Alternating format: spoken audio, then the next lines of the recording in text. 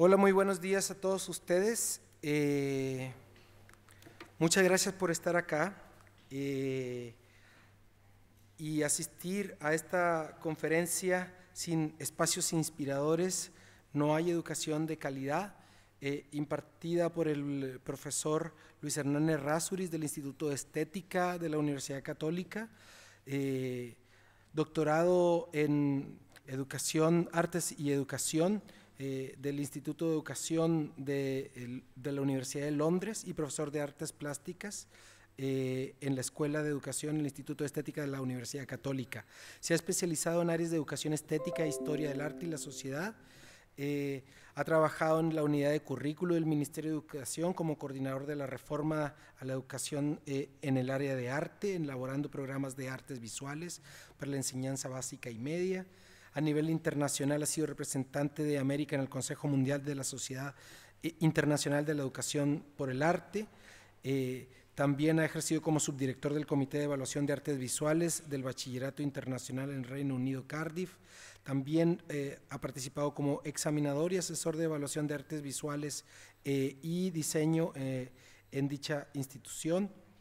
Y es miembro del Comité Editorial Consultivo del International Journal of Art and Design Education en los años 2000 al 2004.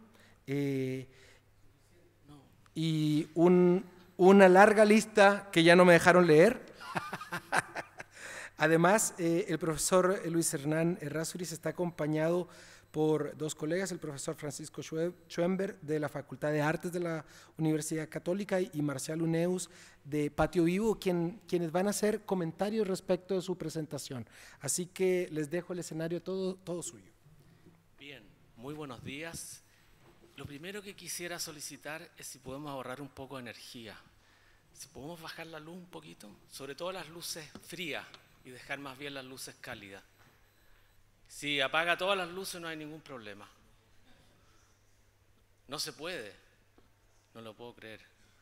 Bien, bueno, vamos.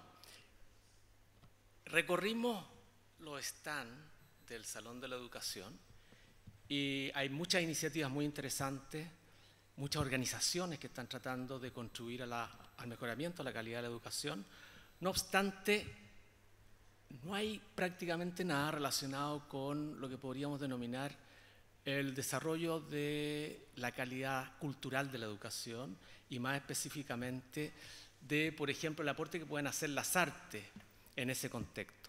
Entonces, nosotros con Marcial y Francisco hemos preparado una presentación muy ágil en la cual vamos a tratar de instalar el punto. Partimos por esta idea, ¿no es cierto?, calidad estética del entorno escolar, que se remonta a una investigación que yo partí haciendo el año 2012-2013 en la comuna de Peñalolén, cuyo propósito era intentar identificar cuáles eran las condiciones estéticas de establecimientos municipales, particulares, subvencionados, otros, y tratar de entender la relación que existe entre calidad de la educación y calidad estética de los entornos educacionales. Y de ahí, ¿no es cierto?, surge, ahí está el sitio donde está la publicación, un libro que se sacó, El factor invisible, estética cotidiana y cultura visual, que ustedes pueden bajar. Y de ahí entonces surge el concepto de calidad cultural de la educación. Próxima. Entonces, normalmente hay dificultades. Entonces, cuando hablamos de calidad de la educación, si ustedes pueden leer allá arriba, ¿ya? Aunque no veamos, aquí te pasaste varias láminas, a ver, vuelve atrás, más atrás, aquí, a la próxima. Bien, entonces cuando hablamos de calidad, fundamentalmente la calidad está restringida al tema de la medición, al tema de los logros en el ámbito del lenguaje y las matemáticas, a CIMSE, PSU, pero poco se habla, ¿no es cierto?, de calidad en un sentido más, yo diría, integral, en un sentido más significativo, en un sentido más relevante. Entonces, por eso mismo cito esta noticia, ¿no es cierto?, en cuanto al desempeño, se dice, se confirma la mala calidad de la educación chilena, 62% de los alumnos de octavo básico van 2 años atrasados en matemática. Todo queda resumido en ese ámbito. Próxima. Entonces, uno dice, cuando la calidad de la educación está pensada principalmente como un resorte de la economía y está principalmente relacionada con aquello que supuestamente es más productivo, con aquello que supuestamente tiene un impacto mayor en los mercados internacionales, en la capacitación de recursos humanos, etc. En ese contexto, la calidad de la educación queda absolutamente jibarizada, reducida a ciertos ámbitos del saber. Y en ese mismo contexto, la cultura y las artes valen muy poco. Le preguntaba abajo a uno de los stands, a propósito de capacitación, ¿cuál es la oferta de capacitación que ellos y ellas tienen? Me indicó que eran 40 cursos. De esos 40 cursos no había ninguno en arte. Entonces, hay algo ahí que está funcionando mal desde el punto de vista de cómo concebimos la calidad. Próxima. Entonces, yo me puedo pasear con un... ¿Aló? Porque ahí no alcanzo... Ahí sí. Entonces, el punto que quiero hacer es que, y aquí estoy citando concretamente a Elliot Eisner, es que cuando las reformas educativas están fundamentalmente pensadas desde una racionalidad instrumental, desvirtúan el sentido más profundo de la educación y la transforman casi en un accidente, en una especie de recurso para competir en el mercado global. Y el mismo Eisner, Premio Nacional de Educación, nos dice, necesitamos una mirada más fresca, más humana, para imaginarnos, ¿cierto?, cómo vamos a transformar esta educación. Porque finalmente, lo que sean hoy día nuestras escuelas, nuestros establecimientos, en gran medida van a definir lo que sean nuestros ciudadanos y, ¿no es cierto?, en algún sentido, nuestro país. Entonces hay un desfase, hay una verdadera como contradicción. Próxima. No funciona. Bien, una atrás, por favor. Entonces, en el fondo, al hablar de mayor calidad cultural, nos referimos a una educación con más sentido, que promueva un desarrollo más equilibrado de los distintos modos de conocer, que incluya ciertamente la educación artística, la experiencia estética, y todo esto en espacios interesantes, en espacios más inspiradores, en espacios más consistentes con lo que supone una educación del siglo XXI, en lugares donde la convivencia, el medio ambiente, los muros, las áreas verdes son capaces de también dar cuenta de este proyecto educativo. Próxima. Entonces, el punto que quiero hacer es que el entorno escolar también educa. Y esto se podría, ¿no es cierto?, identificar, evidenciar en muchos posibles ejemplos. Piense usted así de simple, árboles secos, por ejemplo. Árboles relativamente cuidados, árboles frondosos. Piensen ustedes en temas tales como higiene. Piensen ustedes en temas tales como derroche de energía. O sea, hay muchas evidencias materiales, físicas, acústicas, visuales, lumínicas, que dan cuenta de niveles de mayor o menor calidad de la educación en esta perspectiva de que el ambiente termina siendo un educador invisible, pero tremendamente relevante. Próxima. Algo pasa con... ¿Lo podemos cambiar desde allá o no? La anterior. Entonces, aunque no veamos el ambiente cotidiano, por eso lo puse, todo este power, los preparo yo, son como los anti-power. Es una versión deliberadamente hecha a mi pinta, digamos, aunque no sea muy académico. Entonces, ahí dice, aunque no veamos el ambiente cotidiano o no sea fácilmente observable, el entorno es el aspecto más visible del trabajo hecho por la escuela. O sea, primero el recinto escolar es materia, es luz, es un lugar que habitamos, es el lugar donde nos desplazamos, es el lugar donde interactuamos, es el lugar donde tenemos que escuchar muchas veces tremendas horas y hablar muy poco, pero es como el escenario, ¿ya? Entonces, a través de este se envía un mensaje y ustedes comprenderán en sus propios establecimientos que hay lugares muy interesantes, algunos medianamente interesantes y otros probablemente muy precarios. Todos ellos hablan, todos ellos dan señales, ¿no es cierto? Próxima. Por ejemplo, para ser más simple, seguro que no se puede apagar la luz, ¿cierto? Imposible. Bueno. Usemos como metáfora los pasillos de las escuelas. Nosotros hemos estado en Peñalolén, Estuvimos luego en Teatro El Lago, 40 escuelas allá. Luego fuimos a San Antonio, otras 40 escuelas. Y luego fuimos a Cerrillos. O sea, ya hemos visitado aproximadamente con un equipo de educación, sociología y estética alrededor de 108 establecimientos. Y de ahí yo les voy a mostrar distintos tipos de pasillos. ¿Qué son los pasillos? Son lugares de tránsito que nos permiten conectar un lugar con otro. Yo les pregunto, si los pasillos fueran metáforas de distintas maneras de ser de la escuela, ¿a cuál de estas enviarían a sus nietos, a sus hijas, a sus hijos? Próxima. ¿Puede ir a la anterior? Nada se aprecia muy bien, pero ustedes pueden ver que el primer pasillo es muy, muy distinto al segundo. Próxima. Entonces, no, la anterior. Mejorar la calidad estética del entorno escolar supone ciertamente muchas cuestiones. Temas de iluminación, color, temas relacionados con los muros, el mobiliario, etc. Y esta debería constituir ciertamente una prioridad de la reforma, ¿ya? Porque finalmente es en gran medida la que puede favorecer los procesos de enseñanza. Más que más lo que está en juego es que la estética cotidiana educa y se transforma en un referente tremendamente relevante de nuestra propia educación. O sea, cuando los estudiantes se identifican con su espacio, son capaces de experimentar vivencias, ¿no es cierto?, que superan el mero aprendizaje en las salas de clase. Es decir, hay una especie como de sentido de pertenencia que es muy importante. Entonces el espacio en ese sentido cumple un rol muy relevante. Fíjense en este otro pasillo, por ejemplo, y confronte este pasillo con el que viene, el anterior, no, el anterior, ese. Usted se puede dar cuenta, ¿no es cierto?, que hay muchas maneras de ser de la escuela, muchas posibilidades, ¿ya? Y que esas posibilidades pueden suponer intervenciones de diversa naturaleza. Por ejemplo, en este caso se interviene parte del muro, y ese muro, ¿no es cierto?, es capaz de generar una energía. Ahora, uno podrá estar de acuerdo o no de acuerdo.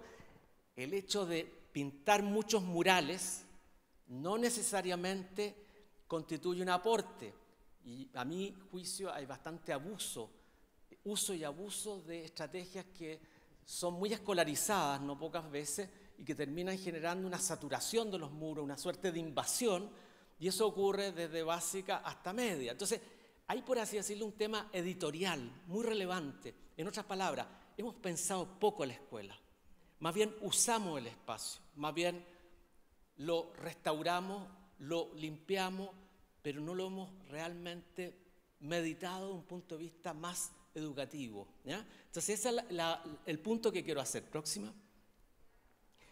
Entonces, imaginémonos una noticia ficción. Imaginémonos que esto pasara en Chile, ¿ya? Y esta la inventé, por supuesto, ¿ya? Investigaciones recientes han demostrado que la construcción de ambientes educativos que consideran seriamente la dimensión estética y valoran la identidad local contribuyen a estimular el proceso de enseñanza y aprendizaje de los estudiantes y su potencial creativo en distintas áreas del saber. No obstante, EduMark, según los resultados de la última encuesta, más del 50% de los establecimientos educacionales en Chile todavía son clasificados en la categoría escuelas cárceles. Vale decir, hay sin duda un gran desafío que no supone homogeneidad, que no supone estandarizar. Atención aquí, supone celebrar la diversidad étnica, geográfica, cultural de este país. Entonces, cuando hablamos de calidad cultural de la educación, del punto de vista estético, del punto de vista artístico, uno se imagina muchas formas diversas, ricas, de celebrar esa diversidad, más que un estereotipo estandarizado que se replica de norte a sur del país. Por lo tanto, lo que funciona en una región no necesariamente funciona en otra. Y ahí entonces aparece la necesidad de reivindicar lo local, ¿ya?, como un tremendo aporte. Próxima. Entonces, a la anterior, por favor. Entonces, dos autores relevantes. Por una parte, Katia Mandoki, que tiene un texto muy interesante que se llama Estética a lo cotidiano, prosaica, nos dice que la negligencia de la dimensión estética en la educación reduce enormemente su impacto y sus posibilidades de mejorar la calidad de vida. O sea, nos llama la atención sobre la relevancia de este tema. Y este autora, muy importante, que es, yo diría, el referente internacional más relevante que tenemos. ¿Cuánto tiempo me queda? 8 minutos. El referente internacional más interesante que tenemos nos dice que esto que nosotros denominamos estética cotidiana, que parece como tan secundario, tan marginal, tan descuidado en nuestro país, en tantos ámbitos, eso tiene repercusiones mucho más significativas, mucho más relevantes de lo que podemos imaginar. En el fondo está infiltrado en la vida cotidiana, pero afecta muchas dimensiones. Tan importante es aquello que los publicistas, quienes trabajan en el mundo del mercado, se han encargado de estudiar minuciosamente, con gran rigor, el uso de la luz, el uso de los colores y muchas otras dimensiones, ¿ya? Próxima. Entonces, veamos ahora, a propósito de pasillo, la anterior, por favor.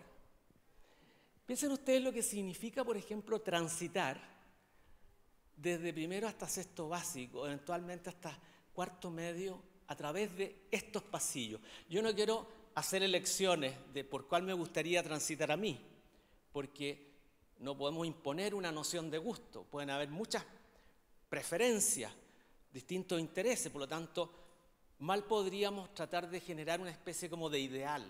Pero lo que quiero decir es que no es lo mismo transitar por el verde que transitar por el blanco, próxima, que transitar por este, que supone, por ejemplo, la frialdad de las baldosas, que supone las rejas, etcétera, próxima. O la anterior, por favor. La anterior. La próxima. Está muy caprichoso esto. No, eso, déjelo ahí. Por ejemplo, imagínense lo que significa todos los días salir o entrar por ahí. Entonces, el punto que quiero hacer es que estamos frente a una realidad que requiere urgentemente de ser considerada seriamente. Próxima.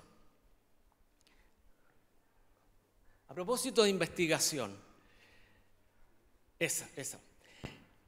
En el contexto de la Municipalidad de Peñalolén, nosotros estuvimos viendo en términos de cómo se valora, ¿no es cierto?, la infraestructura de las áreas para las artes, los olores, los sonidos, la construcción. Y es muy interesante porque en los colegios municipales que están en azul, los particulares subvencionados que están en rojo y los particulares pagados, ustedes pueden observar que hay claramente una diferencia. O sea, a mayor nivel socioeconómico, mayor bienestar estético, mayor capacidades. A menor nivel, mucho más dificultad. Veamos, por ejemplo, lo que viene ahora. Veamos, por ejemplo, algunas salas de arte. La anterior. Esa. Esta es una sala de arte de un establecimiento municipal. Compárenle con la que viene ahora. Déjela ahí. Es muy interesante porque esta sala que pertenece a un establecimiento subvencionado tiene, sin embargo, prácticas en educación artística bastante más audaces, más interesantes que la primera. Sí. 5 minutos. Bien, vamos a la próxima. Estoy muy bien en el tiempo. Fíjese, está acá. Este de acá, en el sur, tiene una cantidad de recursos enorme. La infraestructura es espectacular. Sin embargo, la producción artística es muy estandarizada. Todos tienen el mismo formato, hay una tendencia a sobresaturar el muro, etc. Entonces, el punto que quiero hacer es que pueden haber lugares que no tengan grandes cantidades de recursos y que estén trabajando educativamente, que estén enfrentando el tema del entorno de un modo mucho más lúcido. Pero así todo debemos convenir en que hay un tema relacionado con la inequidad. Vale decir, hay sin duda mayores condiciones adecuadas en el contexto de los colegios particulares a propósito del cuidado del medio ambiente que en los contextos más desfavorecidos. Próxima. Y me empiezo ya. Si observamos, por ejemplo, en el contexto de patios, vamos solamente a patio, a la próxima. Fíjese, 15% los municipales consideran que es muy bueno, 37% los particulares y 78%, ¿no es cierto?, los pagados. Veamos ejemplo. Imagínense lo que significa estar en este patio. Lo desolador. No solamente eso, o sea, esto podría estar cerca de un cementerio, podría estar cerca, o sea, es casi una ofensa desde el punto de vista educativo. Es inaceptable. Y sin embargo es. Vamos a la próxima. ¿Qué pasa aquí, por ejemplo? El establecimiento es súper interesante, pero mire el estado. ¿Ya? Observemos el tercero, el anterior. Nuevamente el colegio que tiene muchos recursos, sin embargo da la impresión de que estéticamente, si bien es cierto es limpio, son formas bastante, diría yo, como contemporáneas, que, sin embargo da la impresión de un lugar bastante frío, donde la naturaleza no tiene realmente un rol significativo. Próxima. Entonces, vamos a la próxima.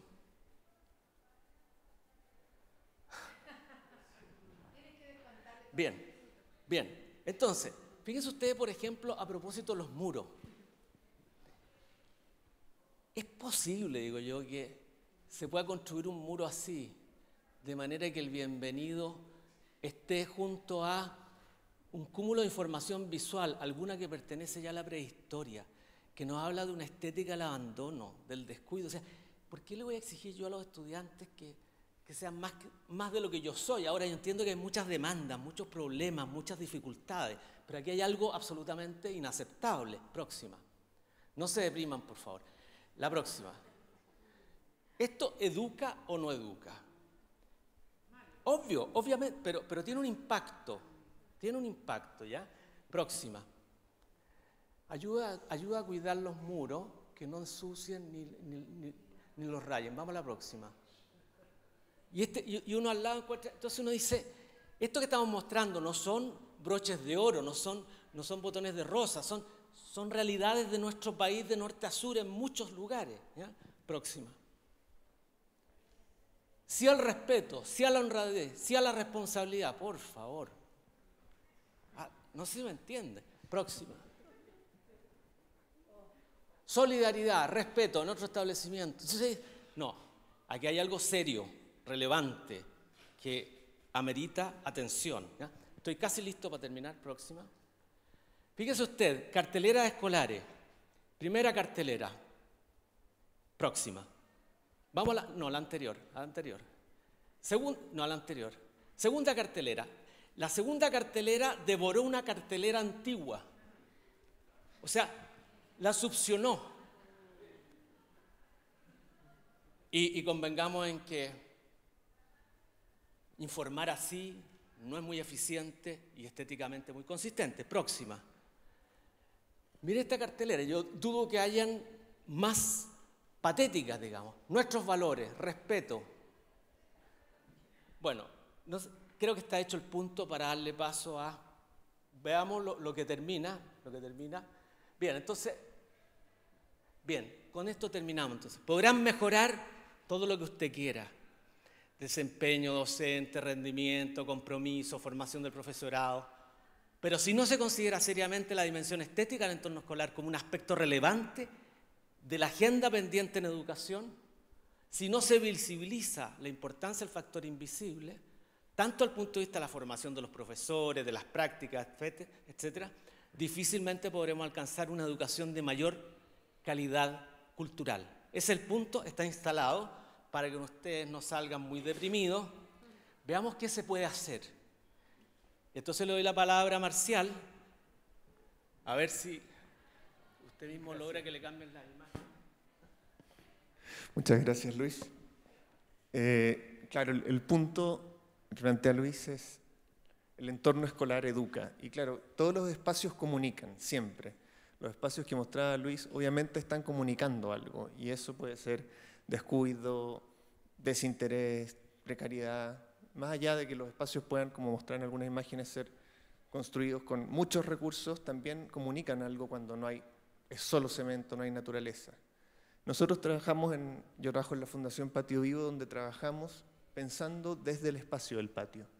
Y un poco siguiendo la línea de Luis, esta presentación apunta a cómo contribuir a la calidad de la educación mediante un paisaje de aprendizaje. Es decir, desde el espacio, desde ese lugar que muchas veces es el lugar que queda como entre las salas, transformarlo y así mejorar la calidad de la educación. Bueno, el paisaje escolar en Chile, ya Luis mostró varias imágenes, yo me voy a centrar solamente en patio. suele ser muy parecido. Nosotros vemos que en el paisaje escolar en una escuela hay elementos que dialogan, la mirada de la comunidad, el espacio propiamente tal y la cultura. El patrimonio, la cultura, no es, como decía Luis, muy distinto una escuela en Arica que otra en Temuco. Esta es una escuela en Temuco, en un pueblo rural, en Cunco, y podría estar perfectamente ubicada en Santiago, es decir, no hay un espesor cultural que se diferencie. Y esa relación entre comunidad, espacio y cultura está silenciada en la mayoría de las escuelas en nuestro país. Este es otro patio, esto es en la Florida, donde, bueno, en el anterior están los niños un poco jugando fútbol, algunos paseando, sin demasiadas cosas que hacer en el espacio del patio, en el recreo. Y ahí, bueno, también se ven bastante tranquilos. A veces vemos en las escuelas que corren para un lado, para otro, y es ese espacio como de botar energía. Esta otra es en el partido de fútbol, también están, no sé si aquí tengo, no tengo para apuntar, pero sí, hay algunos niños que quedan como en los espacios marginales, o sea, en los espacios alrededor de la cancha, y los que juegan fútbol que utilizan todo el espacio del patio. Es decir, no es un uso democrático del espacio. El que no juega fútbol no tiene mucho donde estar. Esta otra, y claro, esos niños tienen que ubicarse en los rincones, en este lugar, en estos otros lugares, y el espacio del recreo, que podría ser un súper momento de interactuar, de conocerse, de conversar, es un espacio que para muchos estudiantes no es un momento donde se desarrollan habilidades, donde se comparte con otros. Voy a mostrar algunas láminas de información. Esta es la de violencia escolar, donde un 33% de los niños declara sentirse inseguro en el patio, que es mucho, es decir, un tercio de los alumnos. Salir al recreo no es una experiencia positiva. Otro tiene que ver con los indicadores de obesidad y sobrepeso en Chile que se han disparado en el último infantil, que se han disparado en los últimos años, y creemos que en la medida que haya más niños moviéndose, más niños interactuando, ojalá poder mejorar esto, porque los niños pasan muchas horas al día en las escuelas. Esta otra tiene que ver con el déficit de áreas verdes que hay en el país.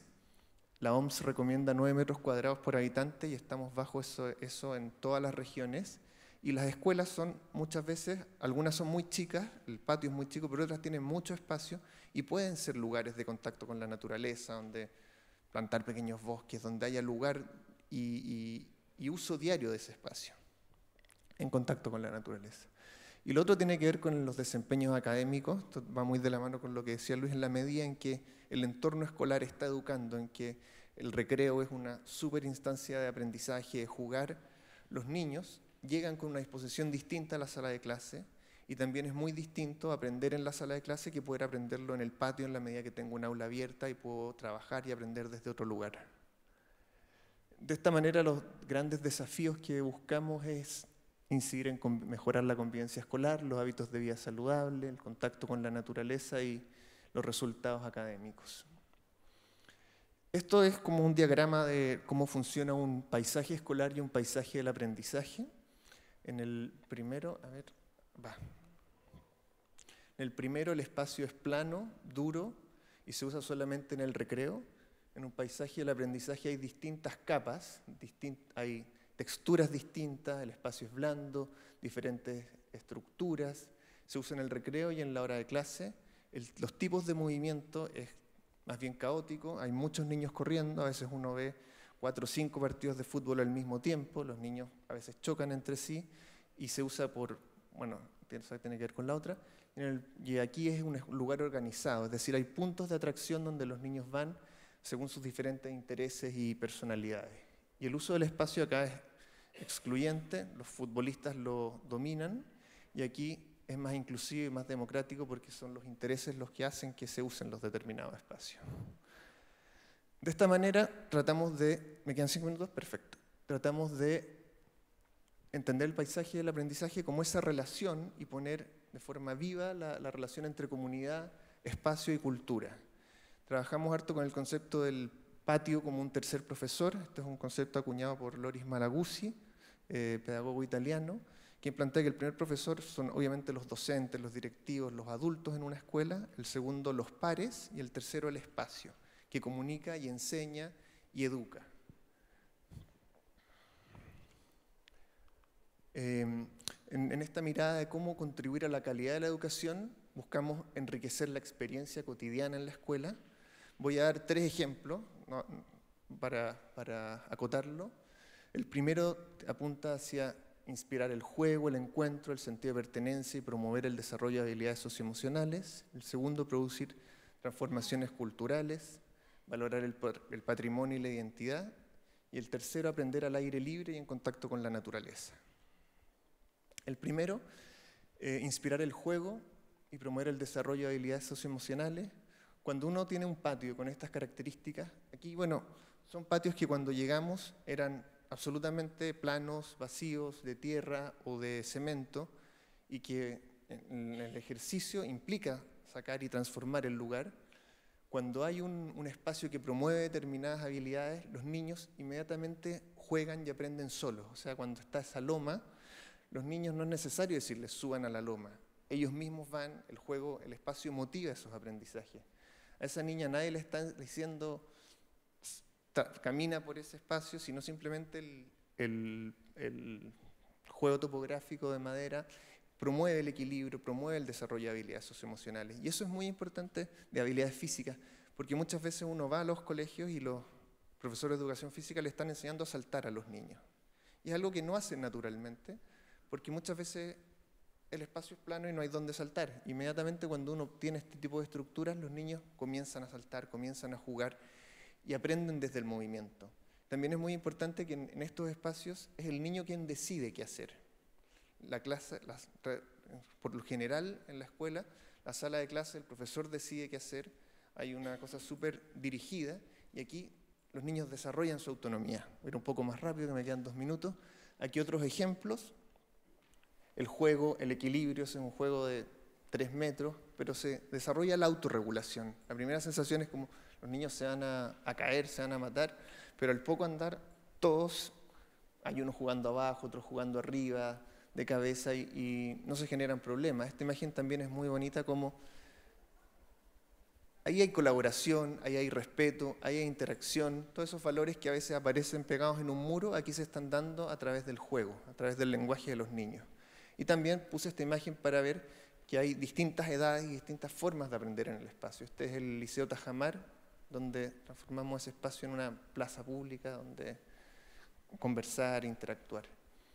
Transformaciones culturales. Esto es en Arica, en el Valle de Utah, donde rescatamos el trabajo de la piedra, de la tradición aymara, y en un liceo agrícola, y lo llevamos al patio. Lo agrícola no estaba, hicimos este huerto de piedra, para que ellos también el espacio comunica, y tener esto dentro del patio comunica una forma constructiva, comunica una historia, una tradición. Y también muy importante es un internado, y es poder tener un lugar donde estar tranquilo, donde disfrutar una vez que se acaban las clases, y por eso también pusimos hamacas, columpios, para tener un lugar de recreación amigable. Aquí hay otros ejemplos. También este es el colegio que les mostraba al principio, donde llevamos el Cultrún, tiene un porcentaje del 60%, un poquito más, de niños de origen mapuche.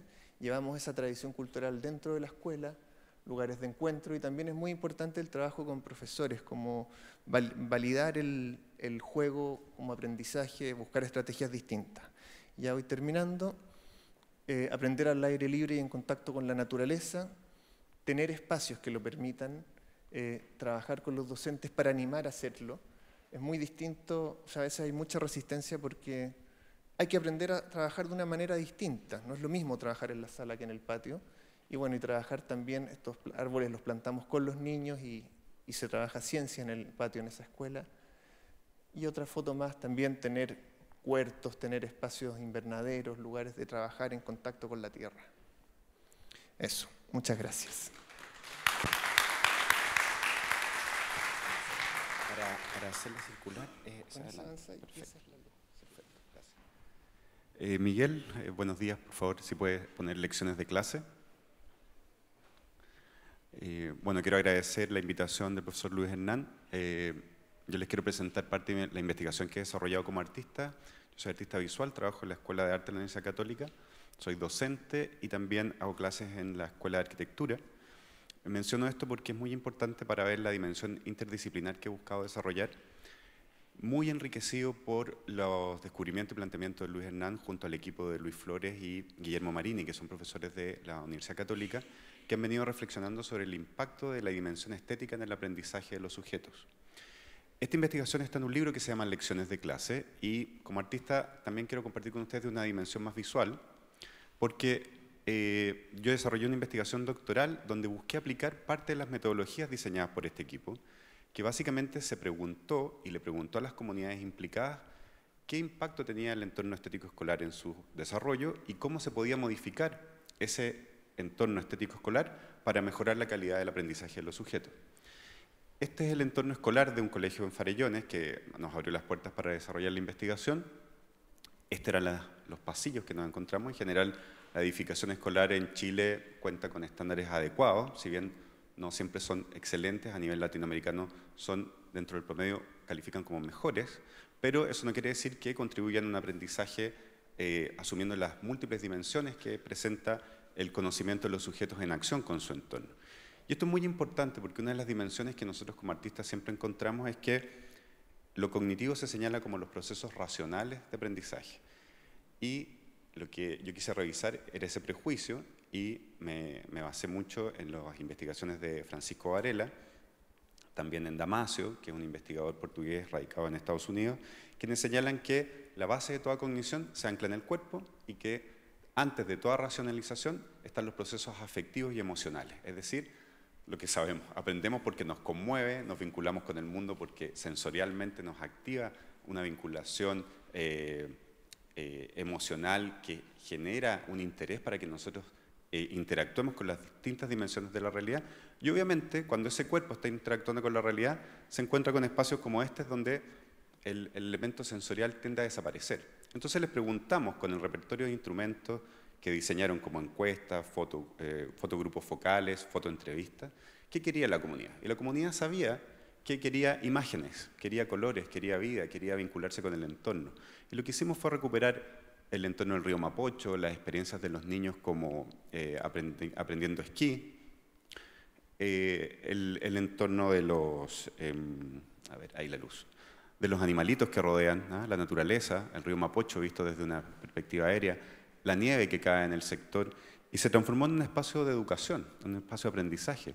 Vinculamos también las experiencias que tenían los mismos alumnos que no consideraban que tenían valor estético, como hacer esa maqueta de su propia escuela, como un objeto que pasó a ser parte de un pasillo que se transformó en un micromuseo de la propia comunidad.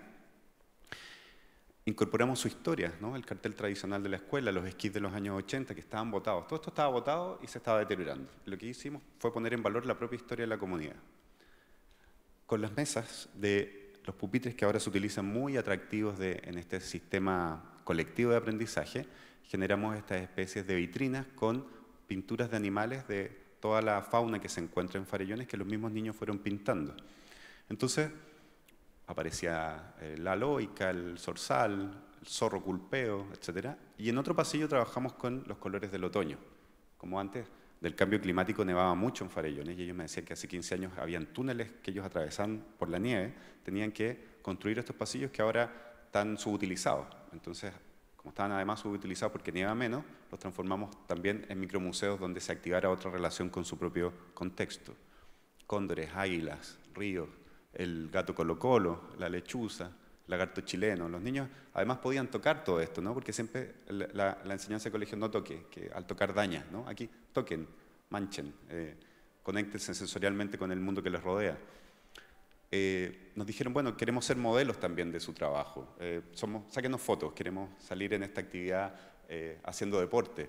Porque es un colegio municipal bien, como podríamos decir, un colegio modelo, ¿no? Donde hay clases de esquí gratuitas para los niños y donde también hay clases de bicicleta y descenso en bicicleta de montaña. Entonces ellos estaban muy contentos y orgullosos de lo que habían logrado como colegio municipal. Entonces se transformó en este tímpano donde aparece la comunidad practicando deporte. y los niños pequeñitos de kinder y pre-kinder quisieron pintar su mural con la fauna del sector. Entonces el colegio realmente cambió, evaluamos después el impacto que esto tuvo un impacto significativo en dimensiones muy importantes como el clima emocional y una que se suele descartar por su carácter suena un poco esotérico, pero que es la conciencia. La comunidad reconoció que estas actividades vinculadas con su desarrollo sensorial aumentaba también el desarrollo de la conciencia. Eso es muy interesante. Este es un colegio que ya es mucho más duro, el contexto es urbano. Esta es la azotea del colegio número 2 que intervenimos. Ese era el lugar donde, el único espacio que tenían 600 alumnos para estar en sus recreos. Ese también es el costado del pasillo lateral. Ellos decían que esto era una cárcel, que era un hospital, que realmente no los convocaba para participar en ese lugar. Y en los recreos muchos niños iban a tirar piedras a las casas vecinas desde estos patios. Lo que hicimos fue acoger las manifestaciones que la misma comunidad señalaba que eran relevantes, como el graffiti, ¿no? Que ahora está criminalizado por esta ley que se está tramitando en el Congreso, donde se quiere regular esto como si fuera una agresión permanente al espacio público. Sí, puede serlo, y todos los que andamos en el Transantiago vemos esas ventanas con tag y tiende a ser una agresión, ¿no? Pero también puede ser esto, puede ser un espacio donde las comunidades se reconozcan desde una dimensión popular urbana que no se reconoce como arte, porque se les enseña que el arte es otra cosa que viene desde Europa, desde los museos, desde la tradición de las bellas artes. Y los muchachos lo que hicieron fue intervenir su colegio y transformarlo en un lugar que los identificó. Y la azotea la transformaron en un huerto, jardín urbano, donde se activó ese espacio, esa azotea dura que ustedes vieron, y empezaron a vincularse con la tierra, la naturaleza. Y la azotea se transformó como en un balcón desde el cual contemplaban el Valle Central y captaban la dimensión geográfica del lugar. O sea, ven desde la cordillera de los Andes hacia la cordillera de la costa y entienden el Valle del Mapocho. Entonces ya es un lugar que se habita de otra manera. Y eso obviamente implica conocimiento. No es estético solamente entendido como algo hermoso, sino que es lo estético entendido como la vinculación sensorial con el mundo. Y este es el proyecto que estamos desarrollando ahora, que a mi juicio es el que tiene mayor alcance, porque estamos trabajando en la isla de Apiao, es el contexto de la isla con una iglesia patrimonial, donde la comunidad huilliche se está reconociendo nuevamente como indígena, pero donde tienen un tremendo repertorio de saberes, como el trabajo en madera, en agricultura, en pesca, que no reconocen como saberes válidos que puedan ser reconocidos por la escuela, porque los saberes válidos vienen determinados por un currículum rígido emitido desde una capital lejana. Lo que hicimos fue identificar los saberes de estas comunidades agrícolas y pescadoras, que generan artilugios desde hace cientos de años en un contexto bastante hostil, y que saben adaptarse a los cambios históricos. Estas son boyas de las salmoneras que transforman en botes que ellos mismos hacen. Entonces, todos estos conocimientos ellos también los van aplicando en su colegio, una escuelita rural.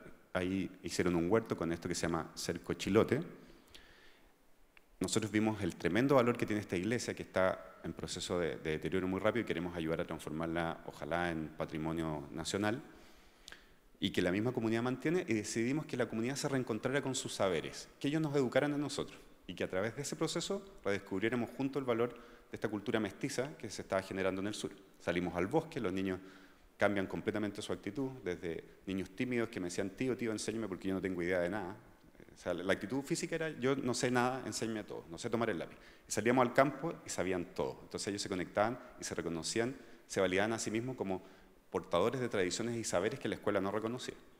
Aquí fuimos a buscar boqui, que es muy importante en la tradición artesanal huilliche. Trabajamos en los bosques, los niños jugando y aprendiendo todo el tiempo. Ellos me enseñaban y recorríamos el bosque en conjunto. Es el contexto geográfico que es una maravilla, ¿no? Los niños obviamente son niños modernos, no son niños que viven en un mundo bucólico indígena antiguo. Ellos están completamente conectados con la realidad y se sacaban sus selfies mientras íbamos jugando en la naturaleza.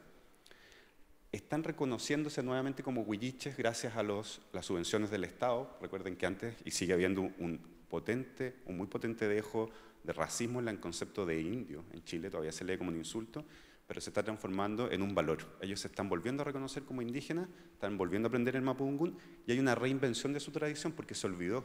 Ellos se reconocen como huilliche, aunque muchos de sus ancestros eran chonos, porque los chonos se extinguieron.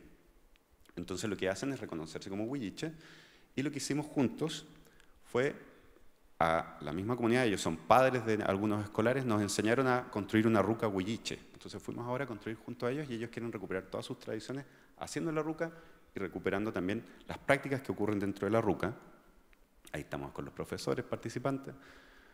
trabajamos también con el Boqui, confeccionando estos cestos, porque el martes 13 de noviembre vamos a tener una inauguración artística y también educacional en la Galería Maquinas, y los dejo a todos invitados, estamos muy apoyados por el Centre, a quienes agradezco también ese apoyo, porque invitamos a la artista Cecilia Vicuña, poetisa, educadora, investigadora, con quien estamos desarrollando una plataforma internacional para tratar de desarrollar esta investigación que tiene que ver con las comunidades que se reconocen en sus propias prácticas y tratan de reconstruir esas prácticas y proyectarlas en la escuela.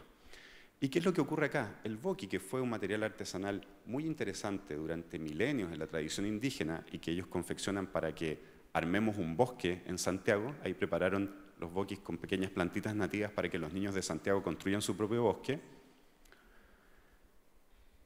También está relacionado con lo que podemos hacer desde el arte. Y esta es la exhibición que hicimos en el Museo de la Educación Gabriela Mistral, que simbólicamente lo que hace es traer la naturaleza chilota a un espacio educativo, donde enseñaba y se educó Gabriela Mistral, y se proyecta hacia el mundo contemporáneo.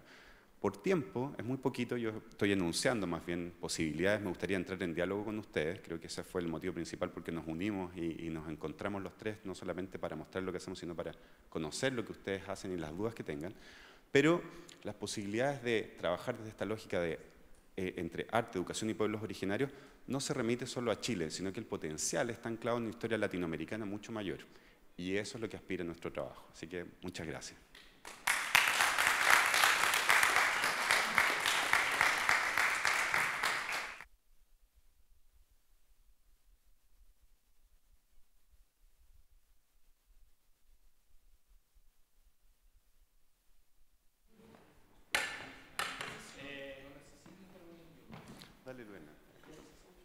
Preguntas. ¿Qué quisieran comentar? ¿Qué quisieran preguntar? Tienen que hacer feedback, porque de lo contrario sería tener una audiencia muy... Ahí sí, sí, por favor.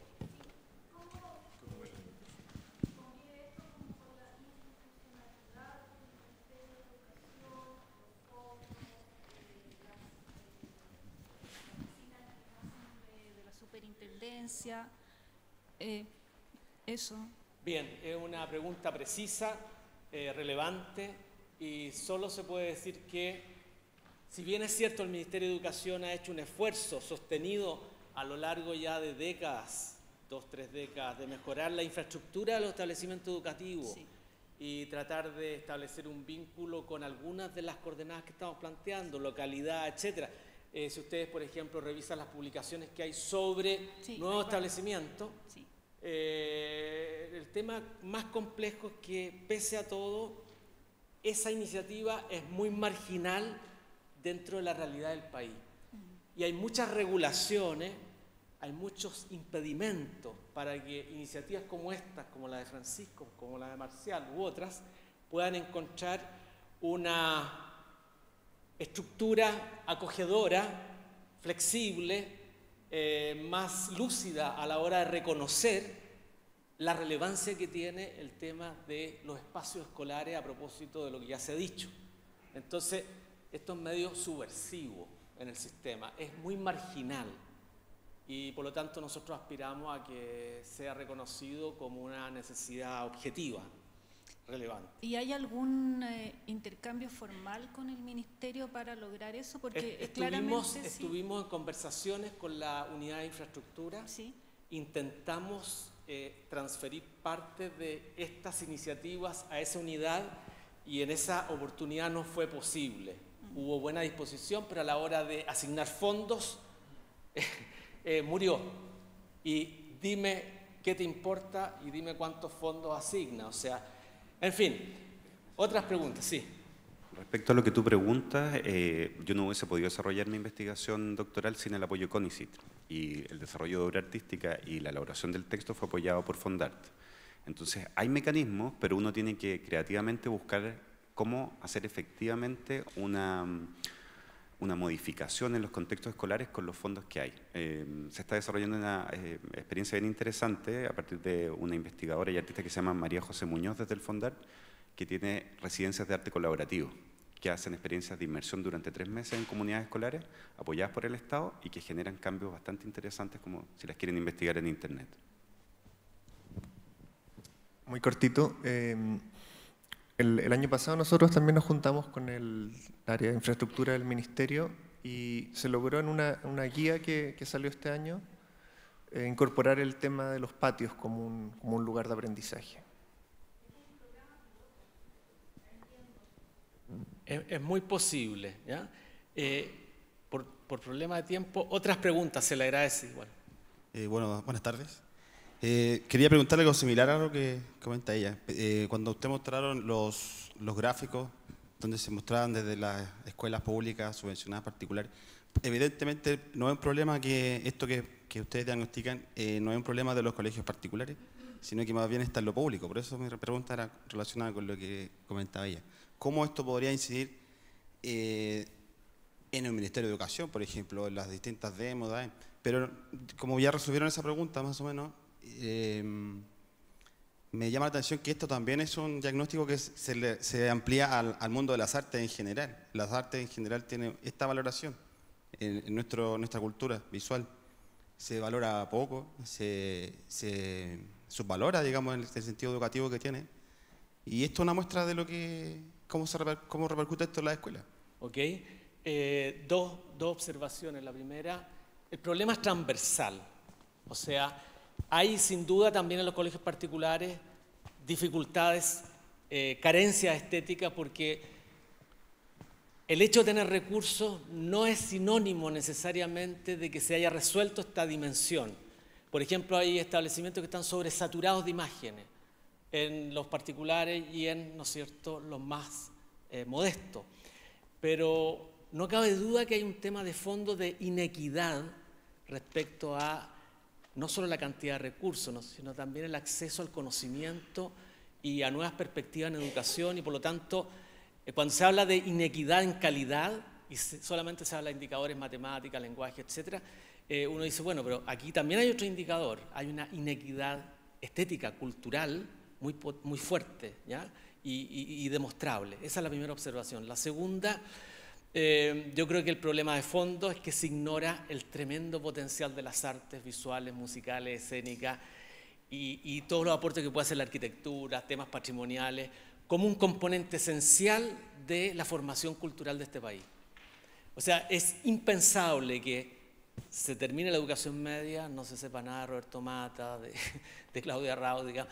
O sea, se pasa por el lado de la cultura. Entonces, habrá que buscar procedimientos, sistemas, formas de asignación para que este ámbito vaya cada vez haciéndose más fuerte, más robusto.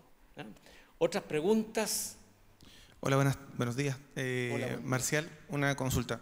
Me pareció súper interesante las construcciones que ustedes proponen, pero ¿cómo se gestiona el riesgo? Porque al menos yo trabajo en un colegio Maipú, súper vulnerable, los niños son súper temerarios, y en lo personal me encantaron, ¿cierto?, las construcciones, pero siendo súper objetivo y racional, nuestros niños se tenderían a hacer cosas muy riesgosas. Entonces, ¿cómo ustedes gestionan eso, el tema del riesgo? Sí, ese es un tema muy presente en los proyectos. Nosotros siempre distinguimos entre el riesgo y el peligro. El riesgo tiene que ver con el desafío. Es decir, por ejemplo, está un juego de barras alto, donde está todo muy bien construido y es desafiante para el niño. En la medida que él lo hace concentrado, poniendo su atención, autorregulándose, no es riesgoso en términos de que le vaya a pasar algo. Distinto es cuando el juego está mal construido, entonces puede tener un alambre malo o es frágil y se quiebra. Entonces eso es peligroso. Y el tema ahí es, por un lado, hay que hacer un ejercicio súper potente en la comunidad escolar, porque muchas veces los adultos, por nuestra experiencia, por nuestros miedos, le transmitimos miedos a los niños. Entonces les decimos, no suban, no corran, no salten, y eso genera también tensión en los niños y se producen accidentes. Sin duda que cuando hay un proyecto recién construido, el impacto que tiene es muy grande porque en un colegio pueden haber 500, 1000 niños en el patio, van todos los niños a jugar y hay un tiempo de adecuación.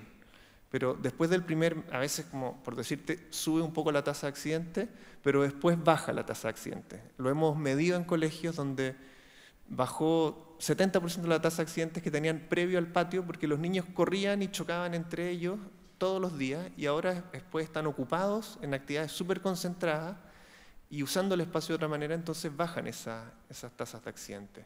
Pero sí, al principio hay que estar con ojo porque tienen que aprender a usar el espacio. Hola, primero felicitarlos porque encuentro muy potente los proyectos que están desarrollando, principalmente por cómo está la educación hoy, el espacio del patio, son los pocos momentos en el cual se generan esta habilidad, esta convivencia que en teoría deberíamos estar aprendiendo también en la sala de clases.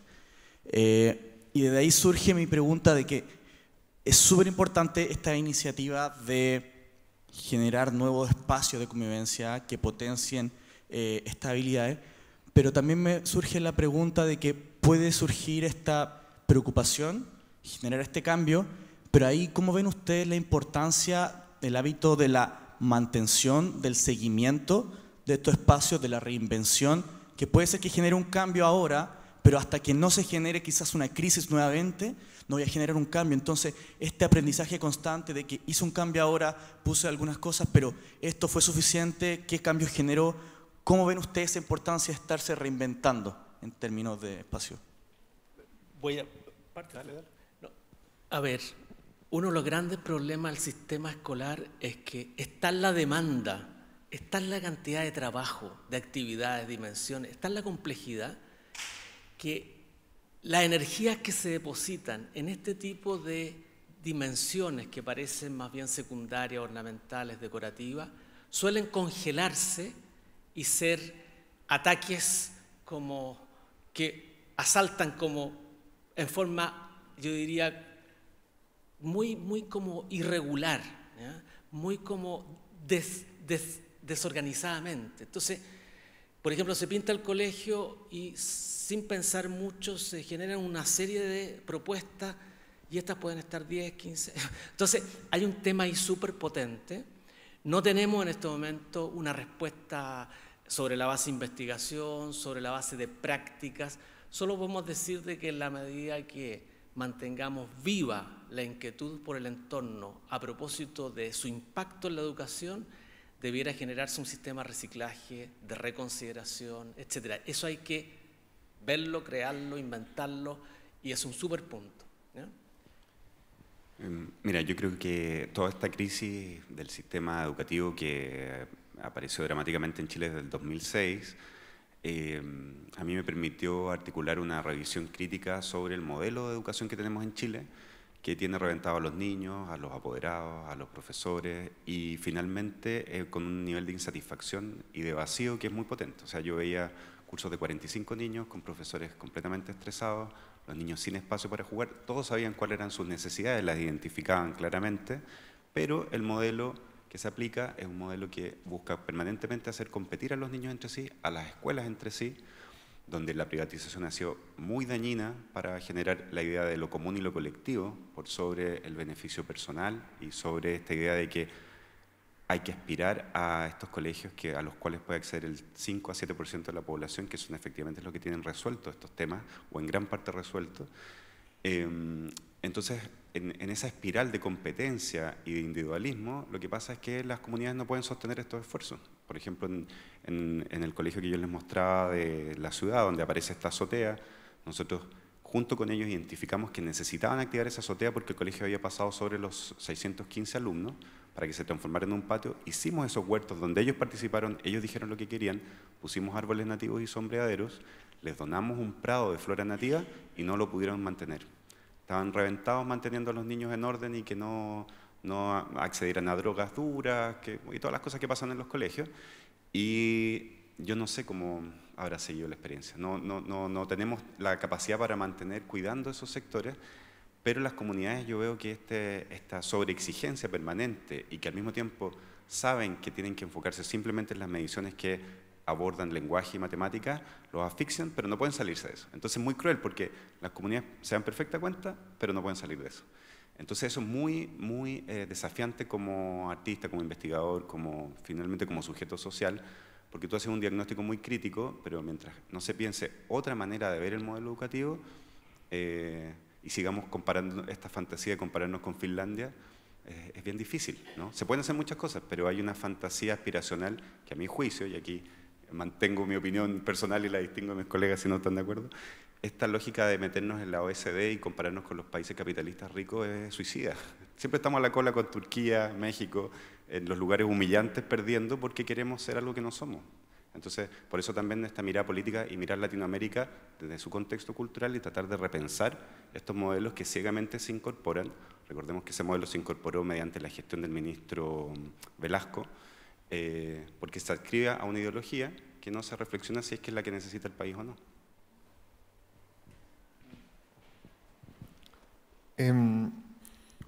Retomando un poco tu pregunta, creo que cuando uno trabaja como actor externo con las escuelas es muy importante lograr lo mayor posible que no sea un proyecto que hacemos nosotros, o sea, decir patio vivo en la escuela, sino que sea un proyecto que se transforme en un proyecto de la escuela. Y para eso es muy importante trabajar con las comunidades, escuchar a las comunidades, idealmente a todos los actores de la comunidad, y hacer un trabajo sostenido a lo largo del tiempo. Nosotros por recursos no lo podemos hacer en todos los proyectos, pero siempre trabajamos con actores de la comunidad, porque si no uno desde sus creencias puede decir fantástico que en la escuela haya un huerto, por decirte, pero si no hay capacidad de gestionar eso, es contraproducente, porque se transforma en el corto plazo en algo sucio, algo en desuso. Entonces es súper importante saber hacia dónde están, qué pueden hacerse cargo, qué quieren, quién los va a motivar para poder tirar para arriba ese proyecto y que sea, cuando nosotros salimos, un proyecto de la escuela y no un proyecto de patio vivo. ¿Una última pregunta se puede? Sí. Hola, buenas tardes. La pregunta es la siguiente. ¿Cuán factible o importante es el construir estos espacios junto a los estudiantes? ¿Cuánta chance tienen finalmente los estudiantes en la participación de estos espacios? Y si lo han percibido, ¿cuán bueno ha sido para ellos?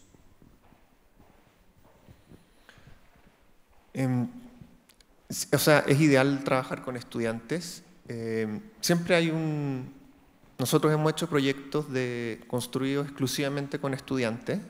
Hicimos un proyecto este año, pero hay también o sea, como proyecto estaba centrado en un taller de desarrollo de habilidades con estudiantes donde el foco era la construcción de un lugar en el patio, por ponerte ese caso que era muy centrado en estudiantes. Y el proyecto funcionó muy bien en términos del trabajo colaborativo que se dio. Eran un liceo, alumnos de séptimo a cuarto medio en Quinta Normal, grupos mezclados, empezaron a trabajar súper bien, se diseñó, se pensó el espacio, se construyó entre los estudiantes y un maestro que también trabajó, porque obviamente hay pegadura que no hacen los estudiantes, pero también hay un tema con las expectativas. Es decir, obviamente lo que trabajamos con estudiantes es más acotado que cuando se trabaja con un grupo de maestros profesionales que va a construir. Entonces también eso a veces juega como hay un pie de toque, como la expectativa que en la escuela se hace versus obviamente lo que uno va a trabajar con estudiantes, el foco está en el taller, más que en la construcción misma del espacio. Y también siempre tratamos de incorporar la participación, aunque sean islas, plantar, pintar, pulir, lijar, cosas puntuales para involucrar en ese uso. Un minuto. En la experiencia que hemos desarrollado en los 3 colegios, 2 en Santiago y en Chiloé, la participación comunitaria es clave. O sea, la gente necesita primero reconocerse parte de algo común, que cuidan, cambian y reconocen en valores o ponen en valor en común. Entonces, todos los niños que participaron en los estudios, si bien tenían una alta tasa de abandono, sus opiniones fueron medidas antes de las intervenciones, durante las intervenciones y post-intervenciones. Y esto que se aplicó con los estudiantes también se aplicó con apoderados, directivos y profesores. Y en todos los rangos medidos el impacto es positivo. Entonces, por eso les decía al principio que el impacto cuantificable que nosotros detectamos que tiene que ver con el clima emocional fue un aumento drástico en la calidad que ellos percibieron de las relaciones que se daban dentro de este espacio.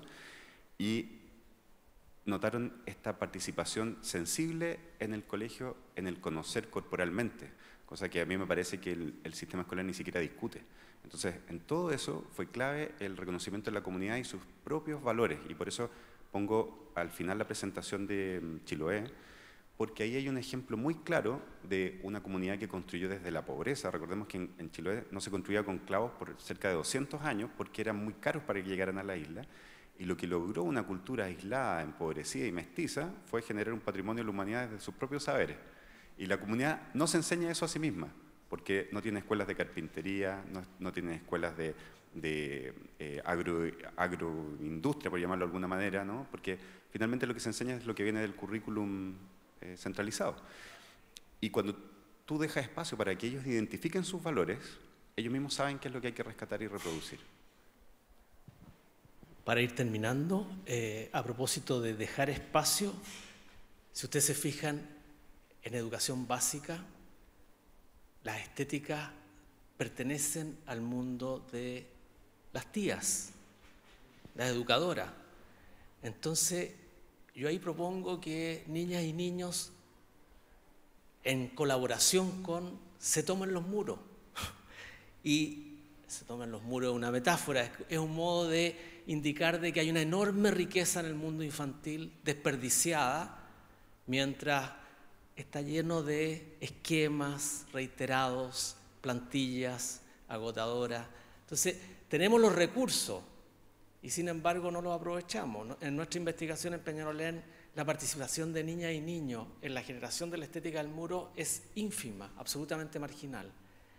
El esfuerzo permanente diario de recortar papeles, de generar imágenes de parte de todo el profesorado, que le quita mucho tiempo para otras actividades, tiene logros bastante eficientes, no pocas veces en materia estética. Entonces, se fija que es el mundo al revés, ¿ya?